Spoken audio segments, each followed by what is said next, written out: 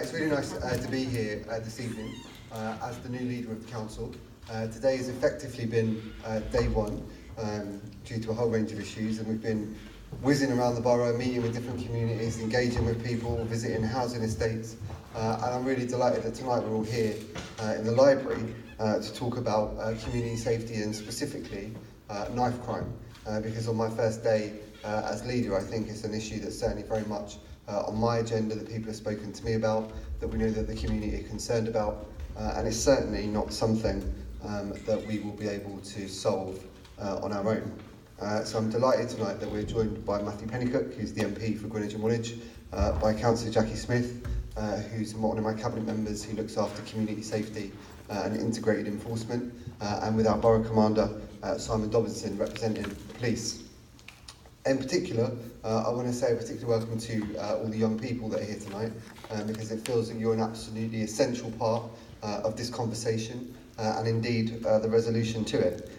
We need to do all that we can to work with young people to understand from your perspective what is happening and what are the challenges that you face. In particular, we need to be working with schools, teachers and also parents and families to really get into an understanding of what we can all do together to solve this issue. Because actually last year there were 160 knife crime offences in this borough, and that's 160 too many. So clearly we're here tonight to pool our resources together and ideas and have an honest conversation. Jackie will talk more about the work that we're doing around task forces and a knife crime task force that we're launching and having our first meeting on the 5th of June. Jackie's going to say something as the cabinet member, hopefully Matt will say something, and then Simon will say something representing the police, and then really the floor is yours, because we want to hear from you tonight and engage with you directly about what your concerns are and what your issues are. This is not going to work if I stand up here as the leader of the council and start lecturing you about what I think needs to happen. And in particular, tonight I just really want to stress that we want to hear from young people and those who work with young people themselves. So please feel free to make your contributions. So I'm going to hand over to Jackie, and once we've had the speakers, then we'll get into questions and comments from the floor. Thanks. Is mine working? Yeah, it is. I'm not going to stand up if you don't mind, because I find standing up and talking at the same time quite a difficult task. So if people can hear me okay, don't think you necessarily need to see me. Why we're here I know that some of you are here for a wider community safety discussion, but we only have an hour and it could take a week. There are lots of aspects of community safety that I know concern residents, and certainly a lot of those things are dealt with by both the Safer Greenwich Partnership, which Simon and I co-chair, and by the Safer Neighbourhoods Board, which Eileen at the front chairs.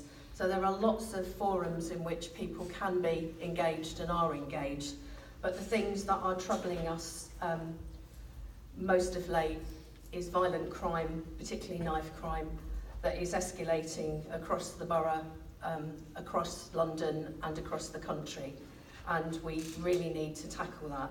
So there are two arms to that, if you like, and the first one is around trying to stop the number of knives being out there on the streets. We know that there are retailers who have knives on display, and we know that a lot of those knives are not just purchased by young people but are stolen by young people, and a lot of those end up being used on the streets against other young people.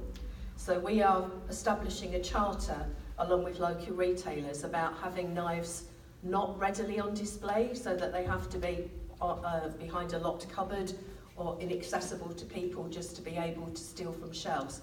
Tesco's are already doing it. If you go in Tesco's, you'll find their knives are in a locked cupboard, and if you want to purchase one, you have to ask a member of staff for that one, a bit like you do in Argos, and they'll go and get it for you. We do have a little bit of a problem in that the Home Office have overseen a similar sort of scheme with the major retailers, and we are not sure how much teeth it's got, to be honest, and whether it goes as far as what we want to happen. I have asked Matt to write to the Home Office to ask for some more information of what they're doing to monitor the implementation of the scheme and to see that it cuts the mustard, really, and to see if it comes up to local standards. But that's an ongoing issue.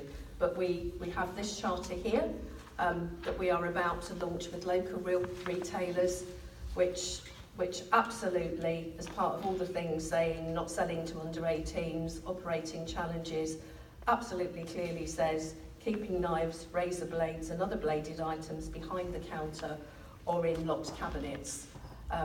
Major retailers, I think, have raised some concerns about how difficult this is. Hey ho, let's remember the saga we had with cigarettes when we had the thing about cigarettes being able to kept behind shutters and not be on display, and people had to ask for them. They made a big song and dance about that. Now it's absolutely accepted practice, so actually I don't see that knives should be treated any differently. That's one arm of it. The other is the task force, which sounds kind of more exciting than it is. But basically, we sat down at a Safer Greenwich Partnership executive meeting a few weeks ago and looked at the work that was being done across directorates, across partners, and realised that actually it wasn't as coordinated as we'd like it to be, and it didn't have the oomph that we need it to be. So there were lots of meetings taking place at lots of different levels, but it wasn't happening at very senior level, and people at those meetings weren't empowered to make very swift decisions that we need in order to make this work. So we have agreed that on the 5th of June, we're going to have the first meeting, chaired between me and the Chief Executive of the Council, Simon as well, and we will get directors and senior people around the table to firstly look at what we're doing now, see how good it's working, and look at gaps and identify those gaps very quickly. I'm fairly sure that piece of work will say that we should be doing a lot more, that we need to do more work with schools and teachers to make them understand what needs to be done and how to act on it. We certainly need to be doing more work with parents.